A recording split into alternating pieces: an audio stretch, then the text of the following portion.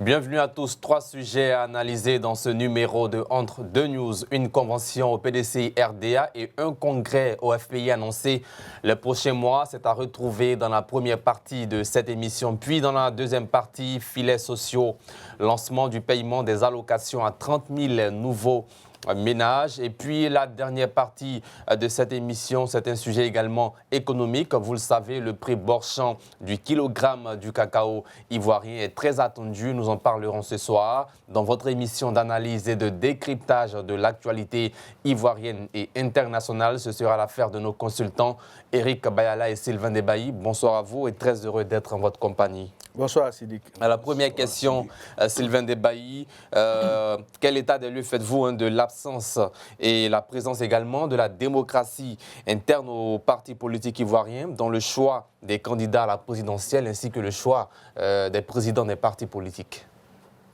Quitte à l'un ou à l'autre, de pouvoir le comprendre et puis de se mettre dans les rangs. Merci Eric Bayala. Place à la deuxième partie de cette émission. Miss Belmondo Dogo, la ministre de la Cohésion sociale, de la solidarité et de la lutte contre la pauvreté, a procédé le 21 septembre dernier à Korogo, dans le nord du pays, au lancement officiel des paiements des allocations trimestrielles à 30 000 nouveaux ménages bénéficiaires du programme des filets sociaux productifs dans le cadre du programme multisectoriel d'appui au système national des filets sociaux, PAF, sur la période 2023-2026. Un nouveau financement de 121 milliards de francs CFA a en effet été mobilisé en vue de soulager ces ménages. Sylvain Debailly, première question. 30 000 ménages, c'est bien, mais combien gagneraient ces ménages à travers ce projet du gouvernement, ce programme du gouvernement? C'est la question que se posent beaucoup de téléspectateurs. Nous sommes de retour en plateau. Vous suivez Entre deux News. C'est du lundi au jeudi à partir de 20h15 sur les antennes de Reflet TV. Troisième partie de cette émission. La Côte d'Ivoire est le premier producteur mondial de cacao. Le prix borchant pour la campagne intermédiaire 2023-2024 de commercialisation du cacao ivoirien est de 1 500 francs CFA. Le nouveau prix borchant du kilogramme de cacao ivoirien pour la campagne 2024-2025 est très attendu. Sylvain Debailly, qu'est-ce qui ne permet pas à notre pays, la Côte d'Ivoire, d'avoir un cacao plus cher que celui des autres grands producteurs de cacao derrière nous, comme le Cameroun et le Ghana par exemple?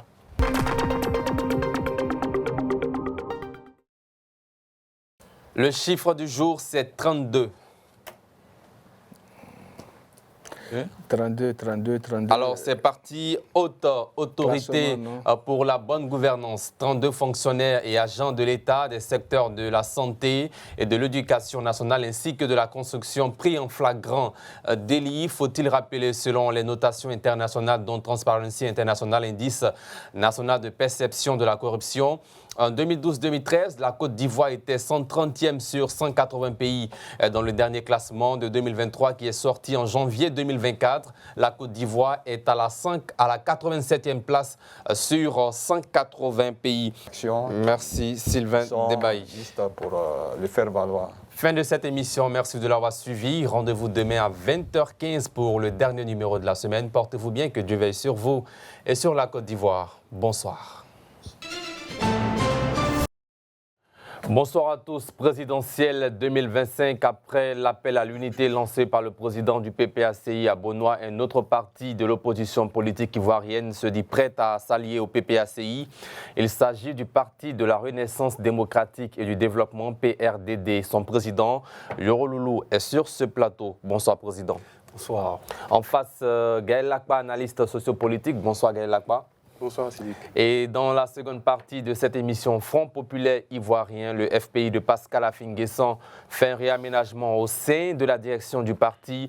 On en parlera avec Guillaume Bateau dans quelques instants. Tout de suite, place à la première partie de cette émission. Monsieur le Président du Parti de la Renaissance démocratique et du développement, PRDD, c'est ça? Oui, bien sûr. Alors, votre parti a été créé en 2014 et agréé en 2018 par l'État de Côte d'Ivoire. Quelle est votre idéologie et quelles sont les valeurs que vous incarnez? Les Ivoiriens attendent beaucoup de vous et veulent savoir beaucoup sur votre organisation, votre parti politique. Merci à vous. Voilà, nous sommes de retour en plateau. Nous sommes rejoints par Guillaume Bato. Bonsoir Guillaume Bato. Bonsoir. Alors, 2 semaines après la rupture de son partenariat politique avec le RHDP, le président du Front populaire ivoirien, Pascal Affi-N'Guessan, a réorganisé lundi 23 septembre dernier la direction de son parti.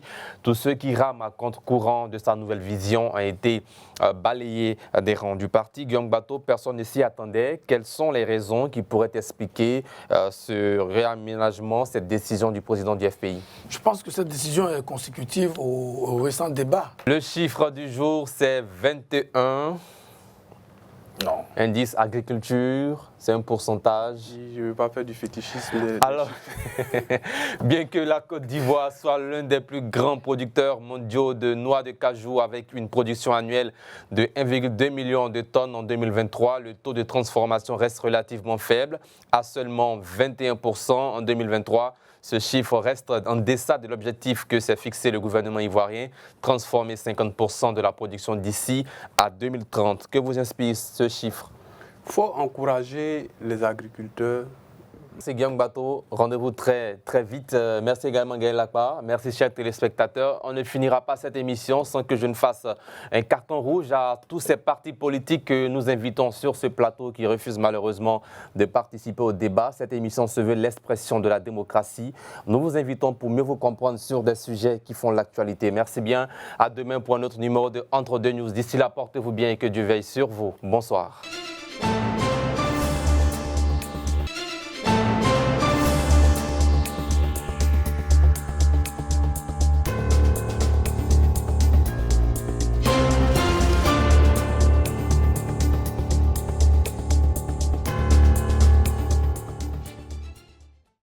Bonsoir et bienvenue à tous. 2 sujets phares d'actualité dans ce dernier numéro de Entre deux News de la semaine. Commission électorale indépendante CEI.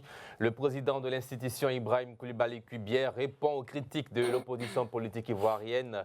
C'était au cours d'une interview sur une chaîne étrangère. Nous en parlerons aussi dans quelques instants. Et puis, détention préventive prolongée et arrestation des membres de AGIP lors d'une manifestation pour dénoncer, je cite, la cherté de la vie en Côte d'Ivoire. Le cercle restreint de GPS dénonce et fait certaines propositions au pouvoir d'Abidjan. Ces sujets seront analysés par nos consultants habituels. Thomas Guessambi, bonsoir. Bonsoir Sidik. Et puis Chérik Balé, bonsoir. Bonsoir Sidik. Merci de l'avoir suivi. Rendez-vous lundi à partir de 20h15 pour un autre numéro. Cette émission est à retrouver sur YouTube également, Reflet TV. Portez-vous bien, que Dieu veille sur vous. Passez un bon début de week-end et à très bientôt. Bonsoir.